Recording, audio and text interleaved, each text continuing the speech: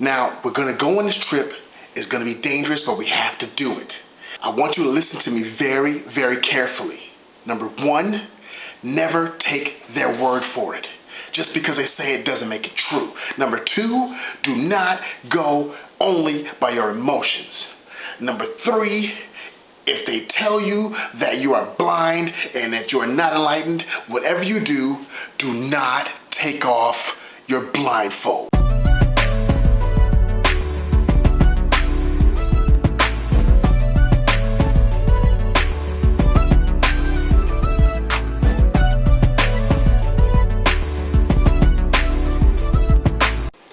What's up, everybody? It's your boy Quantizzi with the Christocrats and the Red Pill Reality, here with the last video of the year. 2018 is on its way out, and 2019 is on its way in, and we are expecting great and awesome things to happen, both spiritually and economically and politically in the year 2019 for us, the Christocrats, and those of you out there who love God, love Jesus over right, left, middle, whatever politics, and you let your life and your politics flow through your dedication to the kingdom of God. So, we here at the Christocrats like to talk about, pop culture, the things that's going on that affect everybody. And have y'all seen this movie Birdbox that's been on Netflix?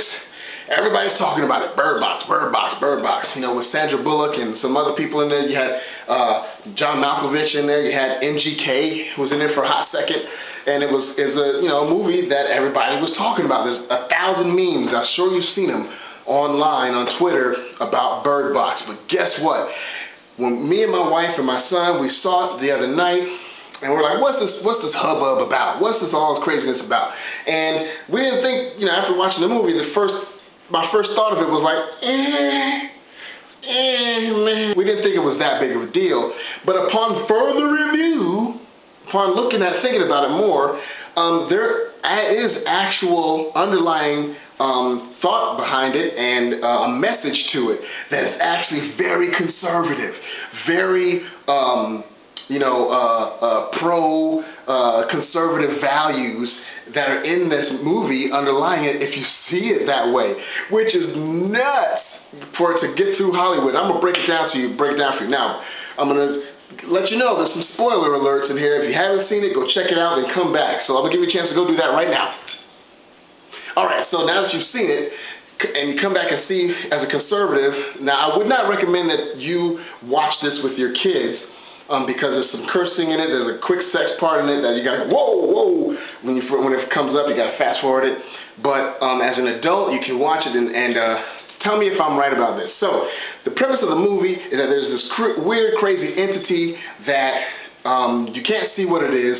When it comes into your town or your city, and if you look at it, it's like some smoky looking thing.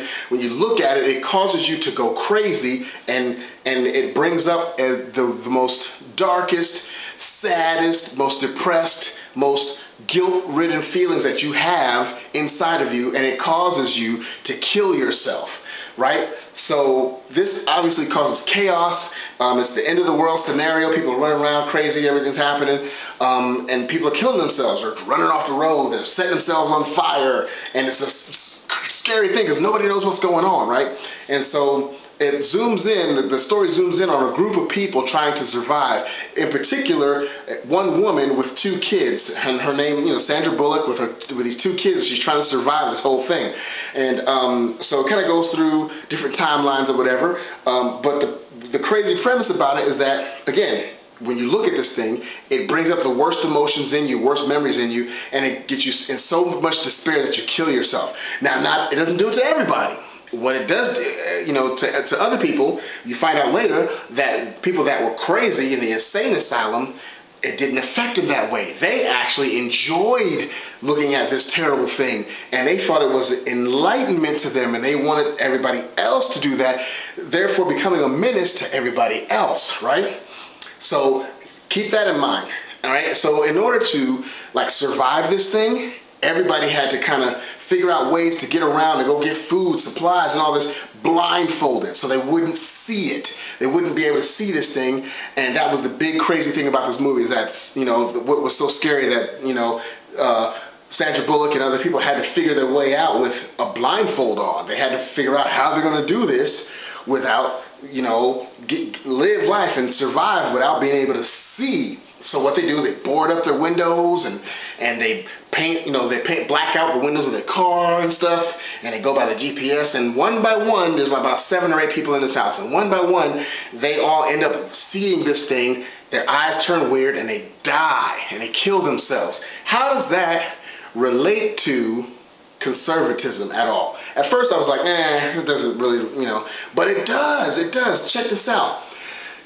Progressive ideology plays off of guilt, and it plays off of you being the blame for, or America being the blame for everything bad and making you feel bad, white guilt, and, you know, your privilege, and that progressivism plays off of that and makes you, wants to make you feel guilty for just who you are, and make you do things that they want you to do based on those negative emotions, and creating that victimhood class, right?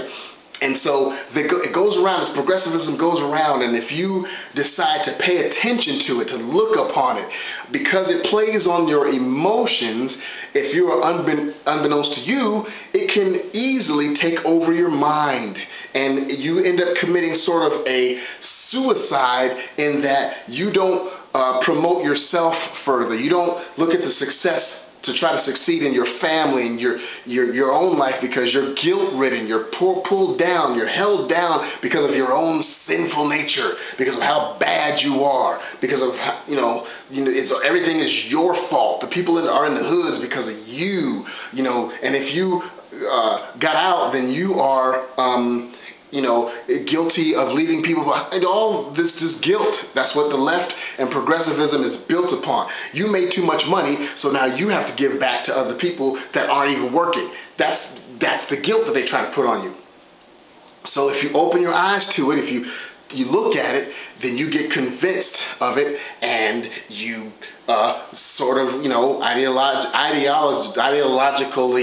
ideologically kill yourself. You stop growing, right?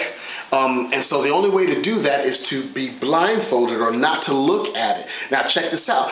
The only people that survive it or that thrive off of it are people that are crazy. Now I'm not saying that progressives are crazy.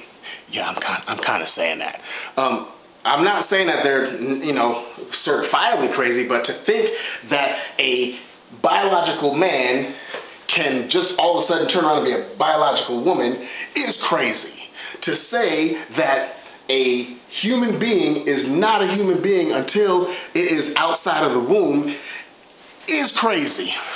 To say that those that create jobs and pay over 60% of the taxes in the country should pay more, and those that pay nothing should benefit from it, that's crazy. But we know what it is. It is what it is. So, but those people in the movie, in Birdbox, the only way that they survived, some of those people were crazy, but here's the kicker. They were nuts. They bought into it because their brain was already gone, and they tried to force other people to do the same. That sounds familiar. They try to force you to think like they do, and if you don't, they're going to kill you, or they're going to cause you to kill yourself, and that's exactly what they did in that movie.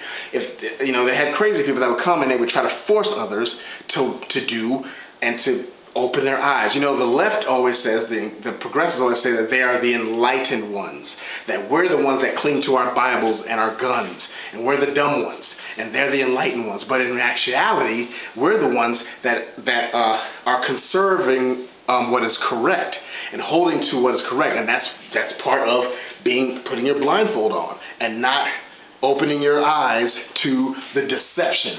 So Birdbox, believe it or not, slipped in there the conservative message to the masses, and you have to see it for what it is.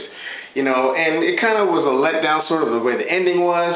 She, went through the whole thing, and, and believe it or not, another good message in it, is that, you know, throughout the whole time she was fighting so hard against the alien substance that would make people kill themselves, progressivism. She was fighting against it so hard that she lost her humanity. The two children that were hers, she didn't even name them. She named them boy and girl. And they were like 5 and 6 years old. And she didn't name them because she didn't want to be emotionally attached or admit that she was attached to them. And it caused her, the fight caused her to lose her love for life. And through the movie it showed that even though you have to fight and even though you have to survive, you're surviving for something.